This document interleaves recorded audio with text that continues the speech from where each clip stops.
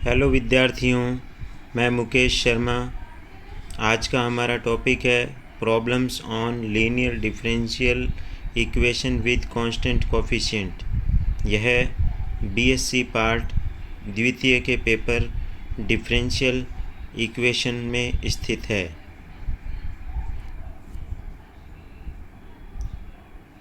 विद्यार्थियों, हमने इसके ऊपर इस एक्सरसाइज के ऊपर यह 7वां लेक्चर है।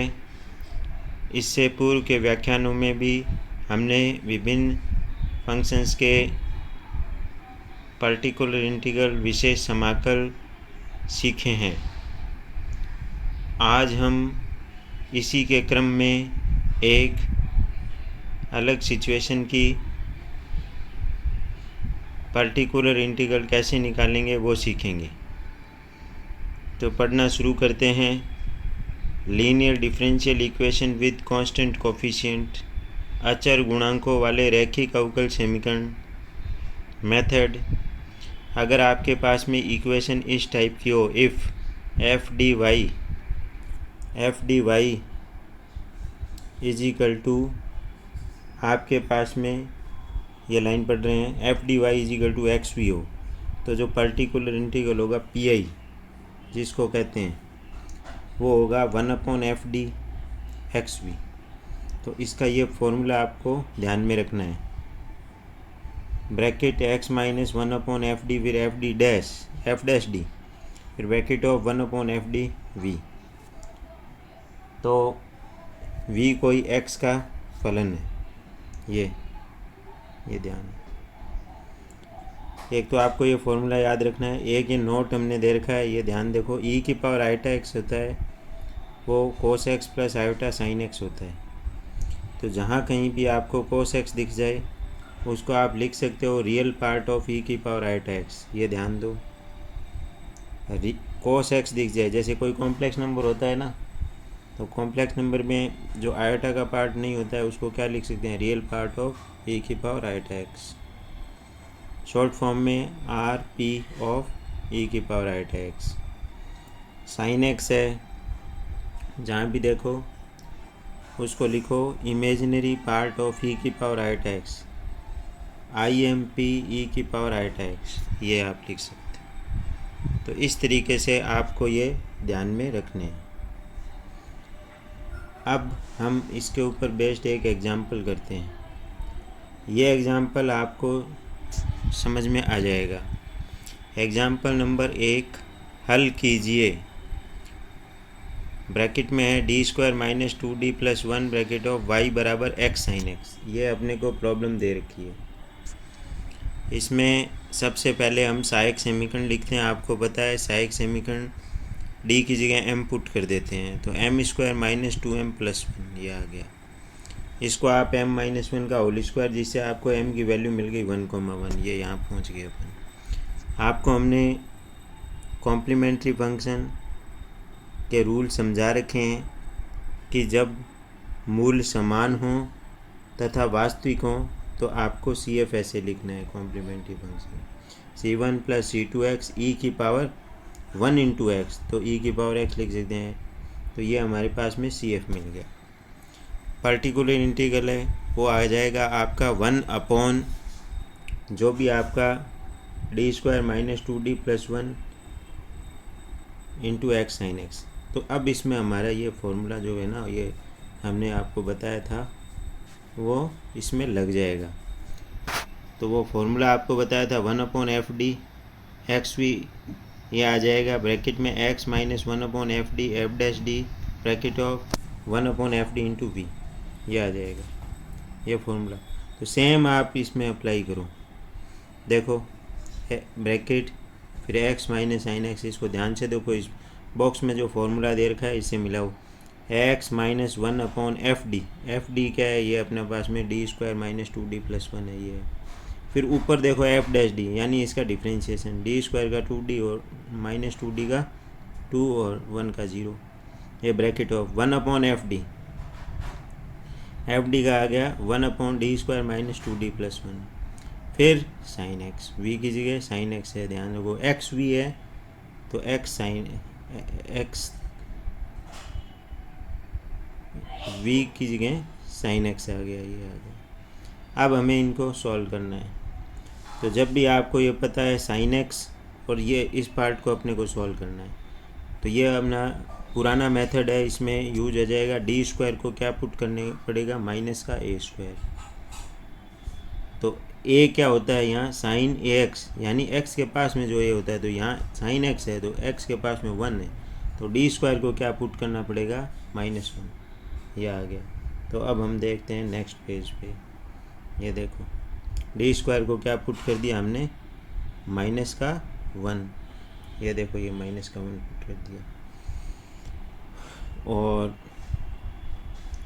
इसके बाद में आपने देखो नीचे से आओ, देखो दोबारा देखो नीचे, देखो bracket x -1 upon D square -2d + 1, इसको d - 1 का होल स्क्वायर लिख सकते हैं। ऊपर 2d - 2 में से 2 कॉमन ले लीजिए, तो ये आप लिख सकते हो।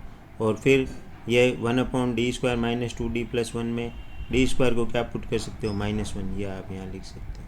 तो इस तरीके से हमने आपको यहाँ लिखना ये सिखा दिया। अब ये देखिए इस पार्ट में देखिए d - 1 से एक d - 1 कट जाएगा। अब इस पार्ट में देखिए डी स्क्वायर को चूँकि आपने -1 रख दिया तो -1 से +1 कट जाएगा, तो ये आपने यहाँ पहुँच गए। यहाँ पहुँचने के बाद में आप 1 अपॉन डी का मतलब होता है इंटीग्रेशन, ये पक्का कर लो। 1 अपॉन डी साइन एक्स, यानी 1 अपॉन डी ये आ गया साइन एक्स। अब ये साइन एक्स का इंटीग्रेशन होता है आपका माइनस कोस एक्स, तो इससे ये माइनस आधा था, ये प्लस आधा बन गया है, ये ध्यान दो। अब आपको क्या करना है, 1/2 कोस एक्स को अंदर मल्टीप्लाई कराना है, तो एक्स के पास में आ जाएगा तो x/2 कोस एक्स, और 2 से 2 कट जाएगा तो यह आ जाएगा 1 अपॉन d - 1 कोस एक्स, ये भी आ जाएगा। तो अब आप क्या करो, इस वाले पार्ट में आपको बता रखा है हमने d+1 और d+1 के ऊपर नीचे मल्टीप्लाई करते, तो नीचे देखो a - b a + b a² - b² का ये फॉर्मूला बन गया, ठीक है। उसके बाद में फिर वापस डी स्क्वायर को क्या पुट कर दो, -1, ये फॉर्मूला आपका आ गया। डी स्क्वायर को -1 पुट करोगे तो आप यहाँ पहुँच गए। यहाँ पहुँचने के बाद में आपको क्या करना है, देखो -1 और -1 -2 हो गया, तो ये इससे आ जाएगा तो +2 आ जाएगा, ये आ गया। इसके बाद में आप अंदर घुमाने ले जाओ इसको कोस एक्स को, तो ये आ गया यहाँ, तो डी कोस एक्स है, यानी इसका डिफ्रेंशिएशन कर देगा तो माइनस साइन एक्स। तो कुल मिला के आपको ये आधा कॉमन ले लिया, ये आपका क्या आ गया, पी आई। तो y = CF + PI होता है, तो ये आपका रिजल्ट बन गया, ये अपने पास में रिजल्ट बन गया है। अब हम इसी प्रॉब्लम को एक दूसरे तरीके से सॉल्व करते हैं। ये बड़ा इंटरेस्टिंग है, आपको ये तरीका अच्छा समझ में आना चाहिए, ये पक्का कर लो। इस तरीके से सभी प्रॉब्लम, एक्सरसाइज की एग्जाम्पल सब सॉल्व हो जाएंगे इस तरीके से। तो ये आपको बहुत ही इम्पोर्टेंट तरीके से ध्यान देना है इस प्रॉब्लम में। तो शुरू करते हैं अपन इस प्रॉब्लम को। सबसे पहले आपको ये प्रॉब्लम दे रखी है सेम, फिर आपने CF निकाल लिया, वो भी सेम, कोई दिक्कत नहीं है, पिछले क्वेश्चन जैसा। PI के लिए 1 अपॉन d² - 2d, और ये आ गया x sin x। अब हमने देखो e⁻i⁻x क्या होता है, cos x + i sin x। तो चूंकि अपने पास में क्वेश्चन में देखो sin x है यहाँ पर, तो sin x को आप लिख सकते हो इमेजिनरी पार्ट ऑफ e⁻i⁻x, जो कि हमने आपको शुरू में ही आपको बताया था। तो अब ये देखिए इमेजिनरी पार्ट ऑफ, ये आ गया sin x, देखा sin x को आपने लिख दिया इमेजिनरी पार्ट ऑफ, IMP थोड़ा बाद में लिख दिया, पहले लिखना चाहिए x, फिर आपको लिखना चाहिए इमेजिनरी पार्ट, फिर e⁻i⁻x, ये लिखना चाहिए, ये जगह नहीं थी, एक बार हमने इधर लिख दिया। फिर इमेजिनरी पार्ट है वो आगे ले आओ, सबसे पहले इमेजिनरी पार्ट ऑफ, और बच गया ये यहाँ, ठीक है। अब देखो, अब हमारे पास में आ गया यहाँ पर अपन, ये आने के बाद में अपने को क्या करना है, e⁻i⁻x को उधर ले जाना है, जैसा कि हमने आपको ये फॉर्मूला बता रखा है। ये देखो ये वाला कि e⁻x × v होता है, तो e⁻x अगर यहाँ आता है तो d में a जोड़ के निकल जाता है, ये आ गया। तो ये आ जाएगा डी में आयोटा जोड़ के निकल गया। ये देखो एक्स के पास में जो होता है वो ए होता है, तो एक्स के पास में आयोटा है तो वो आयोटा जोड़ के निकल गया। फिर डी प्लस आयोटा का होल स्क्वायर सॉल्व कर लिया तो ये आ गया कितना, D square plus 2d iota plus iota square, A plus B का होल स्क्वायर आता है, सबको खोलना, ये आ गया। फिर -1 से -1 कट के कुल मिला के हमने सॉल्व करके यहाँ आ गए। फिर चूंकि ऊपर देखो x है तो हमें क्या करना है, प्रसार करना है। अब इस टर्म में से -2 आयोटा कॉमन ले लिया तो ये बच गया, ये पक्का करो। तो जैसे ही ये बचा अब हम आ गए यहाँ, देखो इसको ऊपर शिफ्ट करोगे, नीचे की टर्म देखो, नीचे की टर्म को ऊपर शिफ्ट करोगे तो आप यहाँ आ गए, ठीक है ना, यहाँ आ गए, कोई दिक्कत नहीं है। अब आपको ये फॉर्मूला याद होना चाहिए, ठीक है ना।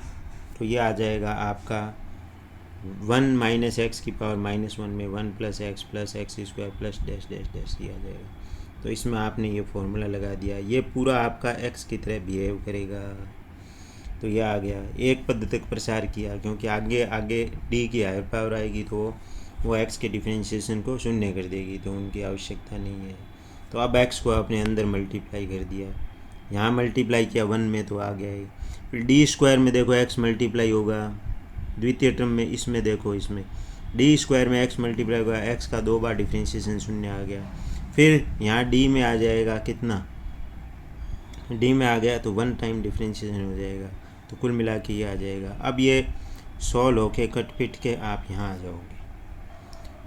ये आप ध्यान रखो, बाहर जो -2 आयोटा है अंदर सब गुणा करा के यहाँ पहुँचना है आपको। आप इसको आप कॉपी में एज सच इसको सॉल्व करोगे तो आपको ये यहाँ पहुँच जाओगे आराम से।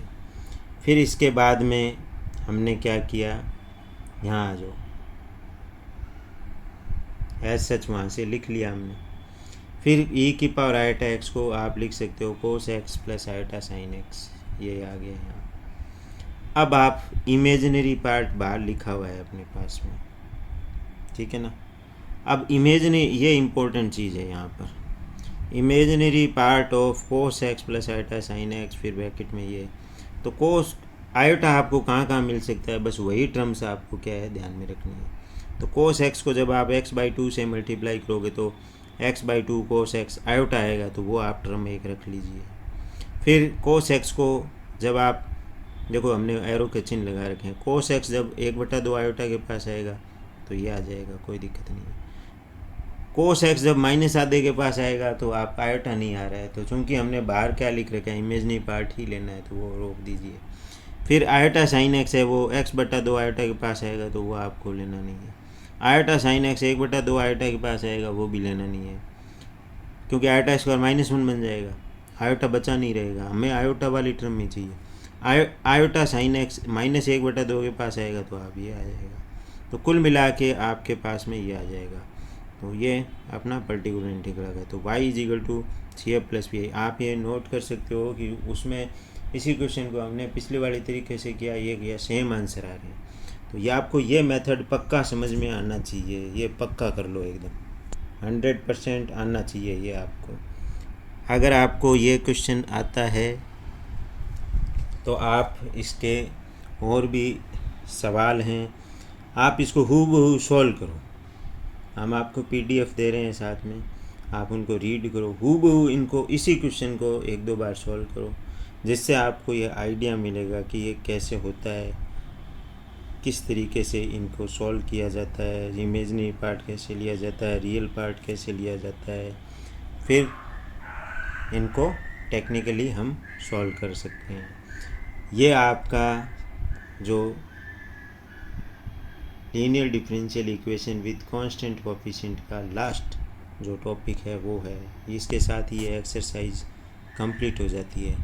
आपको ये चाहिए कि आप एक्सरसाइज पहले तो आप एग्जाम्पल सारे करो, मिलाओ उनको, कोई प्रॉब्लम हो तो पूछो।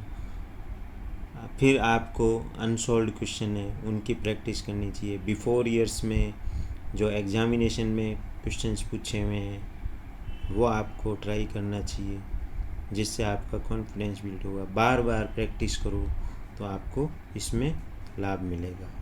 तो इस तरीके से हमने आपको ये पार्ट पूरा करवा दिया है। Linear differential equation with constant coefficient आज कंप्लीट होती है।